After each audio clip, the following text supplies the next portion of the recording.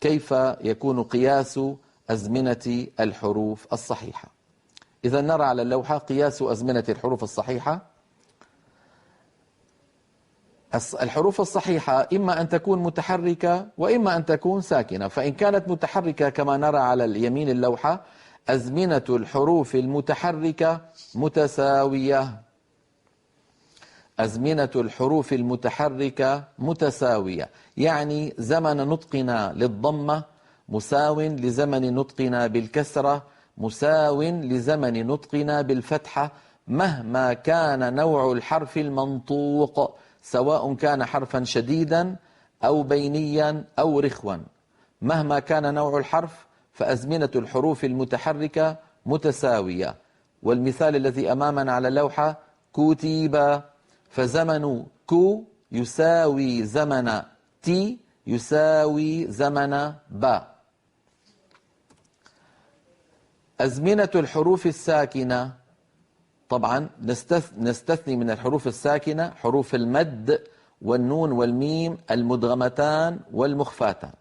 نستثني حروف المد والميم والنون المدغمتين والمخفاتين، فإن لهما مقاييس أخرى. المد سوف يأتي معنا عند قول ابن الجزري رحمه الله: والمد لازم وواجب أتى إلى آخر الأبيات. والنون والميم سيأتي معنا عند قوله: وأظهر الغنة من نون ومن ميم إذا ما شددا إلى آخر الأبيات. الآن كلامنا ليس على الحروف المد الساكنة، وطبعا حروف المد ساكنة، ولا على الميم والنون المشددتين والمضمتين. ما عدا ذلك فأزمنة الحروف الساكنة يتناسب طولها مع جريان الصوت بها. والمثال الذي أمامنا على اللوحة فيه كلمة قرآنية، قوله تعالى: يستبشرون. لو تأملنا هذه الكلمة نجد بأن فيها سينا، والسين رخوة، وفيها باء مقلقلة أب، وفيها نون في آخرها ساكنة بسبب الوقف. يستبشرون. فعلى الكلام الذي ذكرته منذ قليل يكون أقصر هذه الثلاثة زمنا هو الباء. لماذا؟ لأنها شديدة أب، وأطول منها بقليل زمن النون في آخر الكلمة يستبشرون. لاحظوا رون أن وليس أكثر من ذلك. وأطول هذه الثلاثة هو حرف السين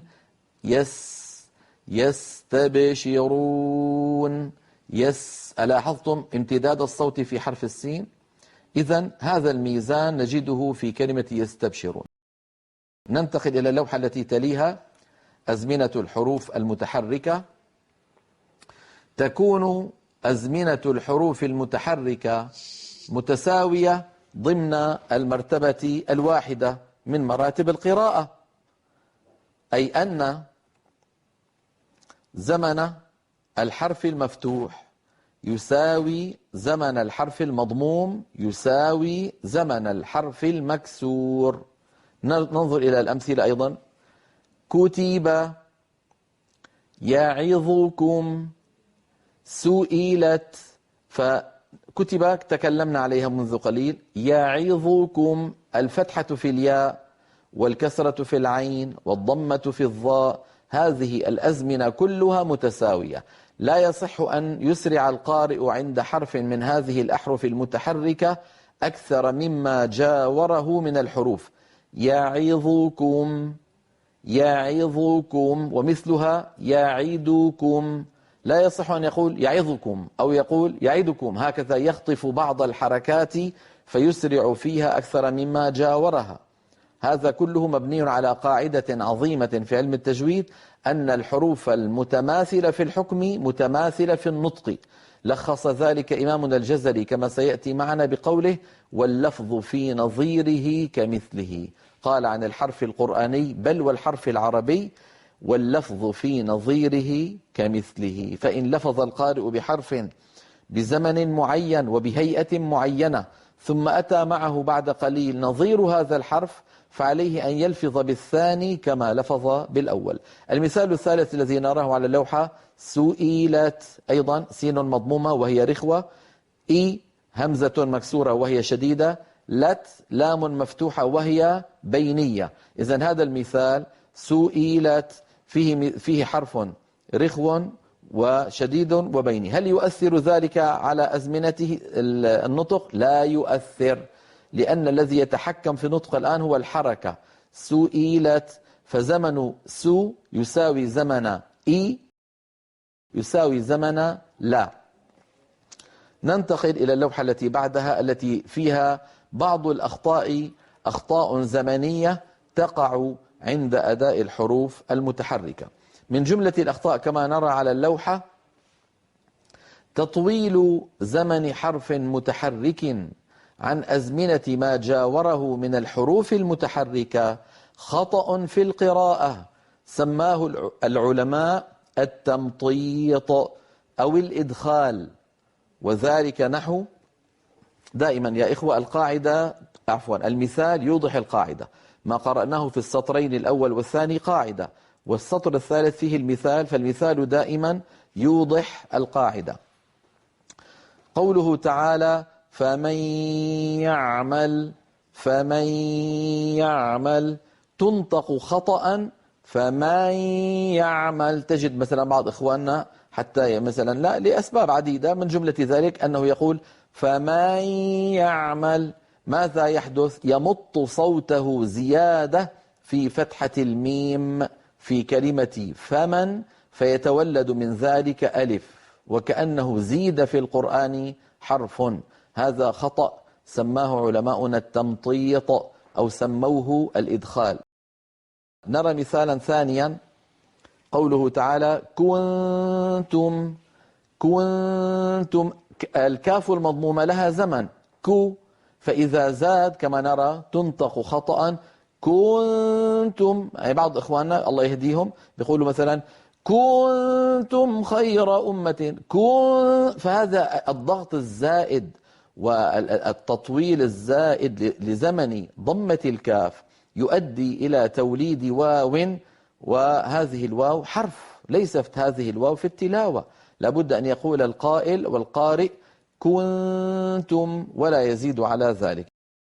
إذا المثال الأول كان للفتحة، المثال الثاني للضمة، والمثال الذي نراه الآن على اللوحة هو للكسرة. قوله تعالى: إن الذين، فإذا بالغ القارئ في الضغط على همزة إن تنطق خطأ إن الذين، فإذا فعل ذلك تولد من كسرة الهمزة ياء، وهذا لا يصح بحال من الأحوال. هذا الخطأ الأول الذي ممكن أن يقع عند نطق الحروف المتحركة. اللوحة الآن التي أمامنا تبين لنا خطأ ثانيا، وهو معاكس للخطأ الأول: تقصير زمن حرف متحرك عن أزمنة ما جاوره من الحروف المتحركة خطأ في القراءة، سماه العلماء الاختلاس.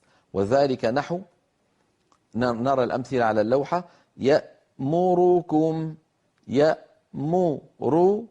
3 ضمات متوالية، على القارئ أن يسوي بين أزمنتها فلا يخطفها فيقول يأمركم، هكذا يأمركم، فإن فعل ذلك فقد اختلس ضمة الراء، بمعنى أتى بها سريعة مقصورة الزمن أكثر مما جاورها. خلقكم، المثال الثاني: خلقكم، 4 متواليات من المتحركات لابد أن تسوى أزمنتها، فنقول خلقكم ولا نقول خلقكم هكذا بسرعة. وكذلك المثال الثالث الذي كان على اللوحة: يعيدكم، وتكلمت عنه منذ قليل، لابد من توحيد وتسوية أزمنة هذه الحروف المتحركات. نأخذ فاصلا ونعود بعده لنتابع الحديث، فابقوا معنا. نعود إلى الحروف السواكن. قلنا بأن الحروف السواكن الحرف الرخو زمنه أطول من الحرف بين الرخو والشديد، والحرف بين الرخو والشديد زمنه أطول من الحرف الشديد. نلاحظ ذلك على اللوحة التي أمامنا، التي تبين لنا قياس أزمنة الحروف الصحيحة الساكنة. 1. زمن الحرف الرخوي أطول من زمن الحرف البيني، وزمن الحرف البيني أطول من زمن الحرف الشديد. 3. قياس أزمنة الحروف الصحيحة الساكنة يتناسب مع سرعة القراءة تحقيقا وتدويرا وحدرا. هذا الذي شرحته لكم منذ قليل. مهما كانت سرعة القارئ من تحقيق أو تدوير أو حدر لا بد أن يراعي ذلك. ولكن طبعا يا إخوة هذا الميزان تطبيقه بالنسبة إلى المبتدئين يعني لا بد أن يكون بالبطء. لا يستطيع أن يطبق هذا الميزان القارئ مباشرة في الحدر، هذا لا يكون إلا بتدريب طويل. فعلينا أولا تماما مثل قيادة السيارة، لما الإنسان يريد أن يبدأ يتعلم قيادة السيارة، يعني هل يسير بسرعة عالية أم يسير بطيئا ويبتعد عن الأماكن المزدحمة حتى يتمكن شيئا فشيئا شيئا فشيئا إلى أن يصير قائدا للمركبة سائقا لها ماهرا.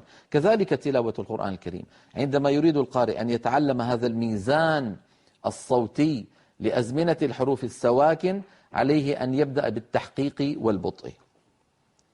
نرى على اللوحة التي بعد اللوحة الماضية يعني مثلنا هنا بهذه المكعبات أو الأجسام المستطيلة.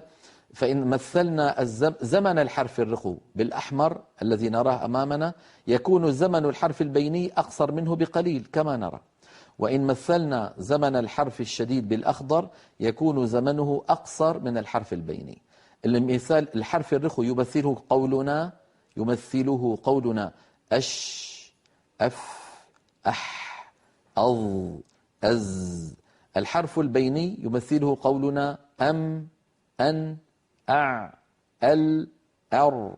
الحرف الشديد يمثله قولنا أق يأ أب أك أت أد. كل هذه الحروف الشديدة من حروف أجد قط بكت زمنها أقصر من زمن الحرف البيني. ونقرأ السطر الأخير في اللوحة: يبقى هذا التناسب بين أزمنة الحروف الصحيحة الساكنة مهما كانت سرعة القراءة. أعود فأقول هذا الميزان دقيق، هذا الميزان يعني يطبقه المهرة من القراء، ومن خلاله يكون جمال التلاوة، من خلاله يكون رونق التلاوة. ننتقل إلى اللوحة التي بعدها والتي فيها مثال من القرآن العظيم. أعطنا اللوحة التي بعدها يا سيدي. أيوة، هذا مثال من القرآن العظيم، تدريب على أزمنة الحروف الصحيحة الساكنة. اخترنا سورة الشرح، فكل حرف ساكن فيها إما رخو وإما شديد وإما بين الرخو والشديد. إن كان الحرف رخوا فقد اخترنا له اللون الأحمر، اخترنا له اللون الأحمر إن كان رخوا، فهذا زمنه أطول الأزمنة. وإن كان بين الرخو والشديد اخترنا له اللون الأزرق. كل ما ترون أمامكم من ميمات ومن حرف العين ولامات، ومن إذا وجد بعض النونات أيضا الساكنة كلها تكون زرقاء اللون. واخترنا للحرف الشديد اللون الأخضر كما نرى. وهذه الكافات المتحركات في هذه السورة وصلا عندما نقف عليها تصبح ساكنة، فتدخل في القاعدة التي ذكرتها الآن. أشرح لكم شيئا من هذه الآن. لما نقول بسم الله الرحمن الرحيم، انظروا هل لاحظتم زمن السين؟ بسم الله، اللام الأولى من اللام المشددة زمنها أقصر من السين.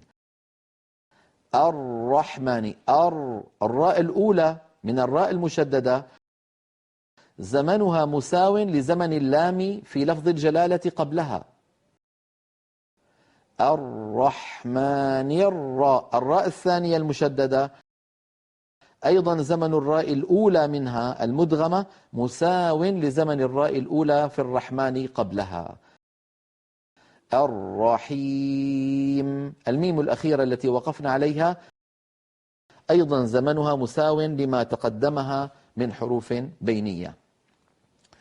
ألم نشرح لك صدرك، تذوقوها بارك الله فيكم. ألم نشرح لك صدرك. هل لاحظتم أن ألم في الميم جريان جزئي للصوت أخذ زمنا معينا؟